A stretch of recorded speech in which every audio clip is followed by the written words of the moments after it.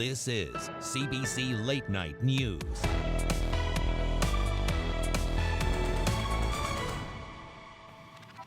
Good evening, I'm Talia Ricci.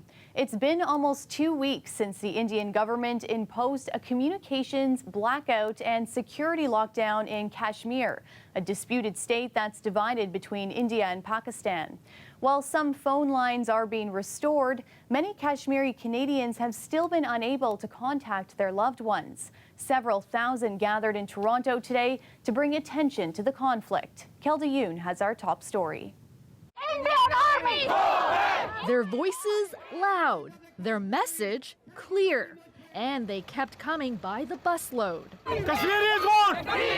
Protesters taking a stand against the Indian government. Today is not the right day to do that. Today we are here to celebrate our independence. It's a happy moment, and we all should be actually celebrating coming together. But protesters don't feel that way, denouncing the Indian government's communications blackout. Irfan Dean was finally able to reach his mom in Kashmir by phone Sunday morning. To be honest with you, I felt a rush of emotions. I felt like crying, but I don't want to demoralize my mom, and that was hard. But many others are still trying. No contact for the last 2 weeks. My mom and dad both have diabetes. They need medication. The Toronto rally coincided with this one in Kashmir, with protesters defying restrictions to have their voices heard. It's been nearly 2 weeks since residents of Kashmir were put under a curfew with phone and internet networks cut off. It happened just before the Indian government scrapped Kashmir's special status and its right to make its own laws, while allowing non-residents to buy property there. When you lose your home and your land, you lose language, you lose culture. Sana Wani was in Kashmir just days ago. It was very just like a collective sense of anxiety. Now safely back in Canada, there is still anxiety as she watches the situation unfold half a world away. I hope to see a plebiscite, and I hope to see Kashmiris gain the right to self-determination, 100%. I really hope that. But in reality, I just hope that this situation doesn't escalate. Now, the UN Security Council met on Friday to discuss the situation in Kashmir. It was its first formal meeting on Kashmir in nearly 5 decades, but the talks ended without any consensus. Protesters say they want a referendum and are here to call on the Canadian government to take a stand in support of Kashmir. Last week, Foreign Affairs Minister Chrystia Freeland told CBC that the Canadian government is keeping an eye on the situation. Canadian government, the Western powers, is their obligation to protect the human rights. Those here say they will continue to protest until all restrictions are lifted and the Kashmiri people are given a say in their future. Kelda Yoon, CBC News, Toronto. A man has been charged with impaired driving causing death after a fatal collision on the 401 yesterday. It happened shortly after 4:30 in the westbound collector lanes west of Keele Street, shutting down those lanes for several hours. Police say 39-year-old Paolo Brizzi of Woodbridge died at the scene. A 55-year-old Toronto man has been arrested. He's also facing charges of refusing to comply with a demand for a breath sample. A man is injured after a shooting in Brampton last night. It happened near Steeles and Dixie just before midnight outside a commercial building that was hosting an outdoor event. The man suffered non-life-threatening injuries. Police have not released any suspect information, and they're asking anyone with information to come forward. And it was another weekend of gun violence in the city with 2 daylight shootings just today. In one instance, police say a man targeted a woman, shooting her twice. In another, 8 bullet holes were found in a building in Scarborough. These come after a fatal shooting shocked Roncesvalles at the beginning of the weekend. Angelina King reports. In the last 4 days, there have been at least 1 shooting a day in Toronto. Today, there were 2. In one, a woman in her 20s was targeted in a daylight shooting in Etobicoke. She sustained 2 gunshots to her body. She was taken to hospital. It is not life-threatening. It happened around 1:30 this afternoon at Dixon Road and Kipling Avenue. The woman was shot outside an apartment building. Police say a man wearing a mask was seen fleeing in a black SUV.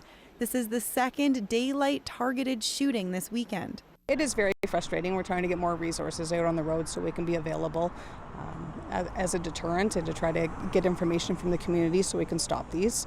Like I said, the majority of these shootings are targeted, and the one today was definitely targeted as well. Police are still looking for the suspect in Friday afternoon's targeted shooting on Ronsonsville Avenue. 64-year-old Paolo Caputo was gunned down in broad daylight outside his restaurant.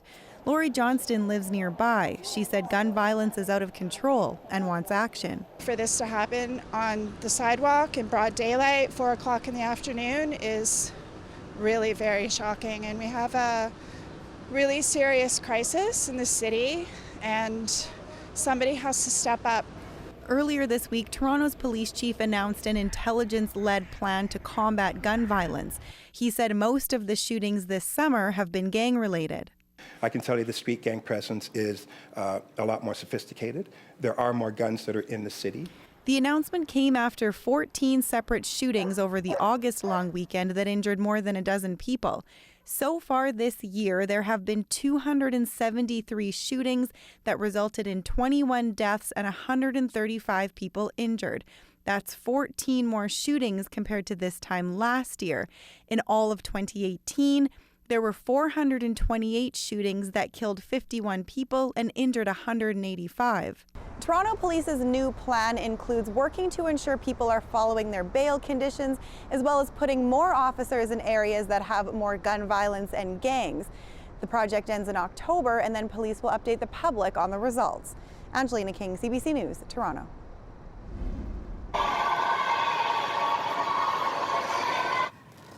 Around 100 animal rights activists took to the Eaton Centre this evening, causing the mall to go into lockdown. Police were called to the scene and said they were there to keep the peace. The lockdown has since been lifted. There were no injuries reported and no arrests were made. A town hall was held in Scarborough today, getting residents' input for Toronto's first Tamil Community Centre. With roughly 200,000 Tamil Canadians in the GTA, residents say the centre would provide a variety of programs and streamline existing services through a single location. Daniel Clark has the story. Toronto is home to one of the largest Tamil communities outside of Asia. Well, the Tamil community predominantly came migrating from Sri Lanka, fleeing a genocide in Sri Lanka as refugees, and it was in the late 80s and early 90s that was the huge migration to the GTA. Now, we've been dreaming about this project for decades, and now finally we've gotten some sort of a motion on this, some sort of a movement on this. It will be a place where our next generation and generations after can come together. In the planning stages, this project has the support of Mayor John Tory and all 6 Scarborough councillors. To have this be a base where we can operate from an anti-oppression lens, but where we can focus on arts and culture, have like meetings, public meetings, and so on. The committee published an online survey to find out what their community wanted most from the proposed centre, and the majority of respondents were under 30. So when I was filling it out, I think that there's not a lot of awareness in mental health in our community, and so I saw that was one of the top things that a lot of people had wanted for the centre, which is amazing because it's something that's definitely stigmatized, not just in the Tamil community, but especially in the Tamil community. Other programs that made the top of the wish list include women's services and a culture and arts performance center. It's exciting because it'd be a place where you can call home, away from home, because a lot of people are, especially our parents, are not from Toronto, not from Canada, so it's a place where you can bring back a little piece of home. It's almost like a bridge, I would say. Like, it's connecting people to resources. Even if those are not available in the community center, I feel like it's like a bridge to other resources that most people in our community are not aware of. The committee hopes to have a site selected and approved by Toronto City Council by spring 2020. Daniel Clark, CBC News, Toronto. Sonia Sash joins us now for a first look at our forecast. And for the time that I was outside today, it was beautiful and sunny, but that wasn't the story all over the GTA. Absolutely not. Thank you so much, Talia. We are now expanding our warnings. Chatham all the way northeast into Orangeville is under a warning, thunderstorm warning. This is the radar. This is what it looks like right now. You can actually see here that the dark red, this is the abundance of rain that is impacting London all the way through, and this could be all into the overnight hours. Why? We are seeing some unsettled energy. Winds are all the way north into Toronto. This is one of the main ingredients, really, that can actually trigger thunderstorms. As we move a little further east into Ontario, severe thunderstorms are possible Monday from Sherbrooke all the way north of Quebec. Again, it's the heavy rainfall that we're looking at. Why? Another reason is the humidity. Yes, we do have a cold front on Monday, but it does not dry things out. It is very humid and hot. That will continue until Thursday. Thursday, a second cold front comes in, so it's going to be a lot nicer. It's going to cut the humidity. It's going to cut the heat. It's going to feel like 25 in Toronto on Thursday, more my style of temperature. CNE, your best day to go is on Tuesday. It's going to feel like 29 degrees. So Talia, go out and enjoy the weather then. Back to you. I'll remember that. Thanks, Sonia. Thank you. One person is dead after a vehicle flipped over and caught fire in Richmond Hill. It happened at Yonge Street and Jefferson Side Road just before 9:30 this evening. According to police, there were multiple people in the car. 5 were taken to hospital, no word on their conditions, and it's still unclear how the car flipped over. Capital Pride celebrations took off with a bang this weekend. The city's long-term mayor, Jim Watson, came out. But just hours later, there was a public incident of anti-gay harassment. And as Ithel Musa tells us, it's making for a different kind of celebration this year. Ottawa Mayor Jim Watson says he knew he was gay as a teenager, but talking about it openly took nearly 40 years. My hope is that some of the parents that have reached out to me today who said they're sharing my story with their kids, hopefully it'll make it easier for some young people who, are having doubts about whether they should say anything. And I guess my message is, don't be afraid to come out, don't feel rushed, but don't take 40 years either. Watson says he shared his secret with only 2 friends before coming out, although he says he always suspected most of his family and friends knew. Now that he's living his life as an openly gay man, the support, he says, has poured in. The city has responded in a way that really is so heartwarming, so I am very, very happy for him. That there's a rise of intolerance and hate. And in the context of that, I think youth who are afraid to be themselves publicly with their friends, they have another role model to look up to today, and I think that's really significant. That intolerance he spoke about was apparent this week. A storytelling event for children hosted by a drag queen was interrupted Saturday by religious protesters who called it child abuse. Very happy with who I am. I'm happy to talk to these kids today, make them know everything is okay. In light of that incident, organizers of Capital Pride say they've reviewed their safety and security plans for the week-long annual festival. They made a special request to police to be on hand today for a family picnic.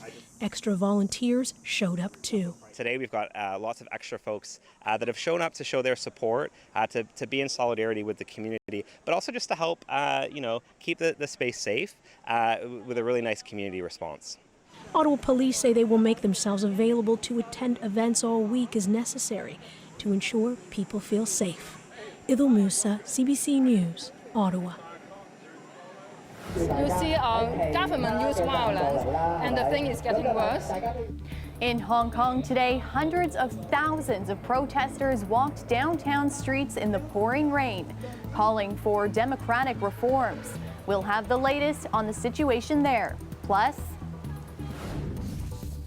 a dual Canadian citizen known as Jihadi Jack wants to come to Canada as Britain strips him of his UK citizenship for helping ISIS. We'll have that story coming up.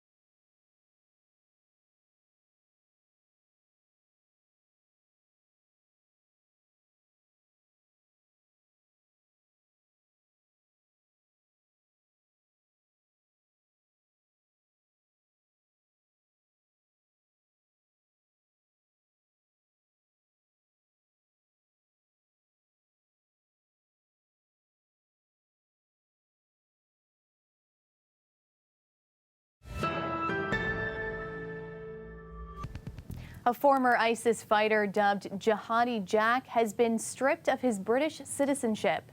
But Jack, whose real name is Jack Letts, is also a Canadian citizen. And now that the UK has severed ties, eyes are on Ottawa to decide his fate. The CBC's Jayla Bernstein has the details. Do you feel British? Do you feel Canadian? I feel British. I'm British. A British TV crew spoke with Jack Letts in February. They traveled to the prison in Syria where he's being held. If the UK accepted me, I'll go back to the UK. It's my home, but I don't think that's going to happen. Letts, dubbed Jihadi Jack by British media, guessed right. The UK has now stripped him of his citizenship. Canada's public safety minister says the government here is not impressed, and it won't go out of its way to help Letts. Canada is disappointed that the United Kingdom has taken this unilateral action to offload their responsibilities. The government is aware of some Canadian citizens currently detained in Syria. There is no legal obligation to facilitate their return. We will not expose our consular officials to undue risk in this dangerous part of the world. Here's one reason Canada is left holding the bag. Terrorist attacks against this country. A Canadian is a Canadian. The Liberal government is opposed to stripping dual citizens of their Canadian citizenship if they're convicted of terrorism. But even if Canada does nothing, the problem could still reach this country. He and others who are incarcerated may show up at a Canadian diplomatic mission somewhere one day and request travel papers to Canada. They may be released to Syrian authorities and likely find their death, or they're simply going to be released and then roam the world and possibly commit the same sort of heinous crimes. And if Letts does find his way to Canadian soil, prosecuting a case like his will be a challenge. There's crimes in the criminal code for leaving Canada to facilitate terrorist activity or to commit offense on behalf of a terrorist organization. Letts is not, doesn't fall within that category. He's not susceptible to prosecution for this offense because he did not leave Canada. Letts' Canadian father, John, believes in Canada his son would get a fair trial. I would be very happy if Jack went to Canada. If he's done something wrong, I'm sure the Canadian justice system can find a way of finding the truth from the mistruth and punish him if he's done something wrong. And then he can redeem himself and help. You know, he's seen a lot of horrors. He's anti-ISIS. He's anti-extremist. And let him help. He hopes this country will find a way to accept his son. Jayla Bernstein, CBC News, Montreal. Hundreds of thousands of protesters flooded Hong Kong's streets again today, despite heavy rains and threats from the police. But after 2 months of increasingly violent clashes, there was one reprieve, relative calm. The CBC's Chris Brown was there. Everyone was drenched by incessant thunderstorms, but under a canopy of thousands of colorful umbrellas, a key day of protest in Hong Kong drew an enormous crowd anyway. For Hong Kong people, we're not going to stop if the government is not going to respond to our requests. Police had authorized the rally only for Victoria Park, but predictably, the overflow crowd ignored that, marching down major roads and clogging up business districts. There was concern that after 11 long weeks of protests and disruption in this city, that perhaps the pro-democracy movement had run out of steam. A huge crowd like this should put an end to any thought of that. Notably, it was also a peaceful event, unlike so many other gatherings of late that have ended in violence. The longer the demonstrations drag on, though, polls suggest attitudes among the pro-democracy advocates are hardening, that maybe some violence to force change might be inevitable. Government cannot hear from what we say, so the people have to think a way to let the government know. All this began over opposition to the so-called extradition bill that would extend Chinese justice into Hong Kong. But it's now a far broader push against Beijing's growing influence in the territory. However, silence from Hong Kong's leadership is clearly weighing on many here. Well, I think it's a mixed feeling. At one point, I'm very proud of Hong Kong people. I'm very proud to be one of them. But at the other point, I feel worried. I feel scared. Like I don't know about the future. I don't know how the entire movement will go to. We are afraid that every time is the last time we can come out for protests. 7 hours after it began, the enormous crowd was still marching, egged on by little Hicks Chang, just 4 years old, and summing up the feelings of so many here with his chants, Hong Kong people fighting. First of all, there's only one outlet licensed to serve the public at this year's CNE, and so it got what turned out to be fair business. Most of the imbibers I spoke to felt that the CNE still has a long way to go in the liquor department. A little throwback for you, courtesy of CBC Archives. It was around this time, back in 1968, that for the first time in its 90-year history, the CNE was open to the public on Sundays. And to top it all off, one of the restaurants was even licensed to sell booze. Though, as you just heard, there was some criticism that you couldn't buy alcohol at all of the restaurants. Almost 170,000 people came out to the X that first Sunday, with an overall attendance of 3 million people that year.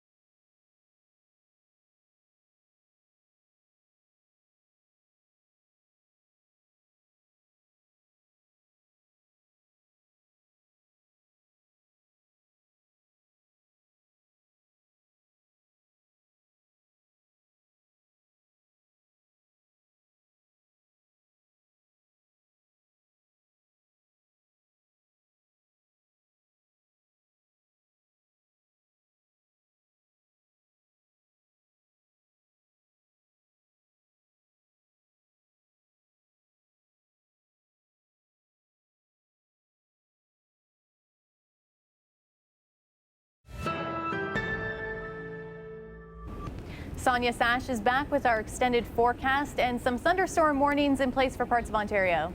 Absolutely, and it seems like it's just expanding by the minute. Let's take a look at this map. It is warnings from Chatham all the way northeast to Orangeville. It is moving just slightly. And again, Windsor is now out of the warning, but it does seem to be creeping in. Let's take a look at the radar. This is what's happening right now in terms of rainfall capacity. The red, the dark red, this is where we're seeing a ton of rainfall potential. It is obviously hitting the London area and moving all the way in. Will Toronto feel the warning? We're not sure, so we're keeping our eye on that. For the list of cities impacted, go to theweathernetwork.com, of course, to get an updated list. So some of the elements here that can trigger a thunderstorm, energy is one of them, and we can see that there's unsettled energy Windsor all the way into Toronto. Also, as we move our way east, severe thunderstorms are possible from Sherbrooke all the way north of Quebec. Again, it's the torrential downpour that we are looking at. When we're also considering humidity as another trigger. So there is a cold front that makes its way through into Monday. It's going to be sticky though on Monday. It's not until Thursday that we're going to see less humidity. So that's where we're going to notice that Toronto is going to feel like 25 degrees, which is a little bit more palatable. If you are heading into the CNE, Tuesday is probably your best day. It's going to feel like 29, but go inside, drink a lot of water, have a ton of fun. This is what your next couple of days are going to look like. Oshawa, it's going to be a soggy day for you on Wednesday. And again, the humidity doesn't break until Thursday. And this is what Markham is going to look like for the next couple of days. Pickering, Burlington. But overall, it's going to be awesome coming Thursday and Friday. Back to you, Talia. Thanks for that, Sonia. Thank you. And that's our show for you tonight. Thanks for watching. We leave you with a look at Open Streets Toronto. Pedestrians and cyclists took over part of Bloor and Yonge Streets earlier today. The event is in its 6th year and turns busy downtown streets into paved parks for people to enjoy. The next Open Streets is on September 15th. Good night.